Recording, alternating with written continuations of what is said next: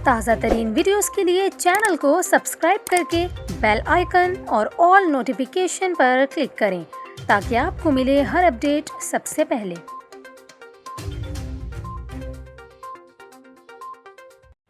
और यहाँ पर आपको खबर दें, बीजिंग से इस्लामाबाद आने वाली पीआईए की परवाज़ ख़राब मौसम की जद में आ गई। इस्लामाबाद में मौसम की खराबी के बायस बीजिंग से आने वाली पीआईए की परवाज़ को लैंडिंग में दुश्वारी का सामना करना पड़ा। ताहम एयर ट्रैफिक कंट्रोलर की बरवक्त रहनुमाई ने कप्तान को ख़राब मौसम से निकाला और शॉर्टकट रास्ते के ज़रिए बहिफाजत लैंडिंग कराई।